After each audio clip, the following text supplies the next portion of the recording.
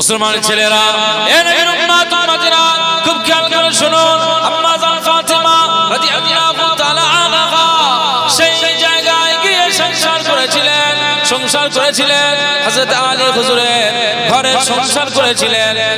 এত জাতা ঘোরাতেন, জাতা ঘুরিয়ে ঘুরিয়ে আটা পেশাই করে, ওই জবটাকে পেশাই করে আটা বার হতো। ওই আটা দিয়ে রুটি বেলতেন।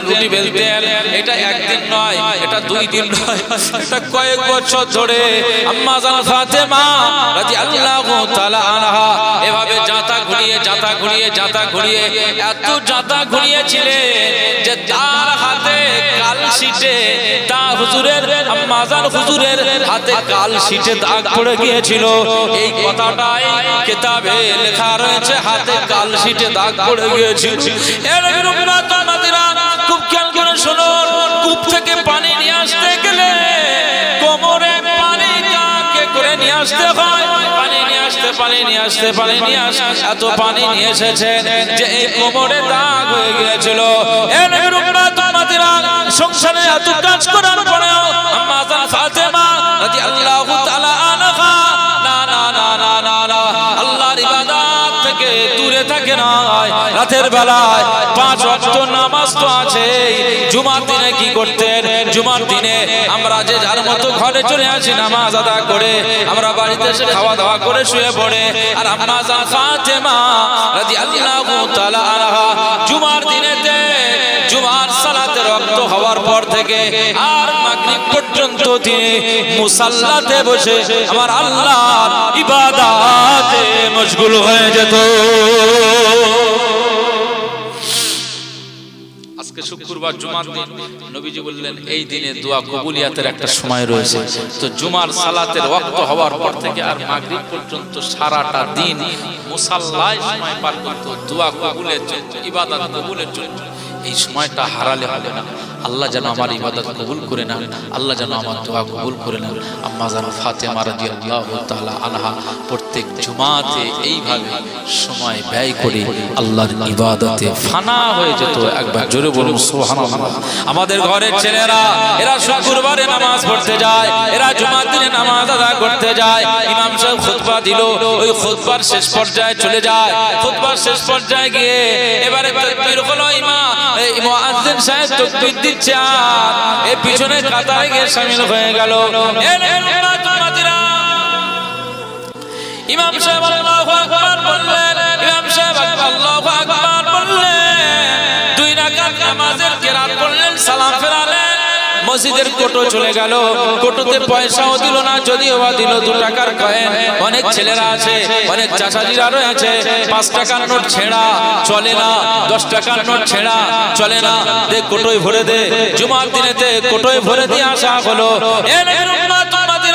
এই জুমার দিনেতে 2 রাকাত নামাজ আমরা ইমামের পিছনে আদা করি।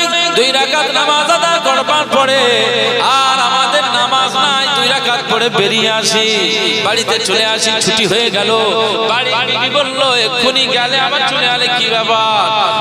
সব লোক সেখানে রয়েছে, তুমি চলে আসলে। বলে আমার নামাজে, আমার এই নামাজ শর্টকাটে আমার আল্লাহ আমার জন্য ছাড় করে দিয়েছে। যদি ছাড় না করতো 2 রাকাত ছাড়া আরো বেশি পড়তো না। তাহলে ওর জন্য মনে হয় ছাড় করে দিয়েছে। যাদের ছাড় করেনি তারা কি আজব ব্যাপার। 2 রাকাত পড়ে চলে আসছে। 4 রাকাত বাদাল জুমআ, তারপরে 4 রাকাত আখিরি যোহর, তারপরে 2 রাকাত সুন্নাতুল ওয়াক্তের নামাজ, তারপরে 2 রাকাত নফল নামাজ। সর্বমোট 22 রাকাত নামাজ আপনাকে জুমার দিনে আদা করতে হবে। যদি করতে পারেন তাহলে জুমার হক আদা হবে, আপনি ইবাদত গুজার হবেন, আল্লাহর জন্য আপনি সময় পার করতে পারলেন, এটা প্রমাণ হবে। এর উম্মত উম্মতিরা, 2 রাকাত পরে আমরা চলে আসি, বেরিয়ে আসি, এসে গপ করে খেয়ে নিয়ে আর চলে গেলাম ক্লাবে গিয়ে। এইবারে ক্যারাম বোর্ডে আমরা সময়, তাস খেলায় সময় না, আর আমাদের আর ইবাদতের চিন্তা নাই, ফিকির নাই, গবেষণা নাই। এর উম্মত উম্মতিরা, আম্মা জান ফাতেমা রাদিয়াল্লাহু তাআলা আনহা এত নামাজ আদা করেছেন, এত ইবাদত করেছেন যে ইমাম হাসান হাসান হুজুর বলেন, ইমাম হাসান রাদিয়াল্লাহু তাআলা আনহু বলেন, আমি আমার আম্মা জানকে দেখেছি এত বেশি বেশি কাঁদতেন যে চোখের পানিতে এই সব কাপড় চোপড় গুলো ওড়নাগুলো সব ভিজে ভিজে যেত। একবার জোরে বলুন সুবহানাল্লাহ। আম্মা জান ফাতেমা রাদিয়াল্লাহু তাআলা জুমার দিনে মাগরিব পর্যন্ত এভাবে সময় দিতেন ইবাদতের জন্য, আর রাতের বেলা প্রতি রাতে ইমাম আমাদের আম্মা জান ফাতেমা রাদিয়াল্লাহু তাআলা আনহা উঠে তাহাজ্জুদের নামাজ পড়তেন।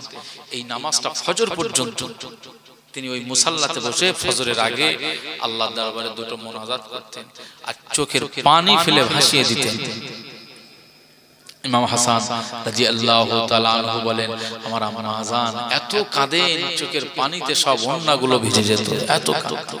আচ্ছা, তিনি জান্নাতের সরদারিনী হবে, তিনি জান্নাতের লিডার হবে, তিনি সমস্ত মহিলাদের নেত্রী হবে, তার চোখে এত পানি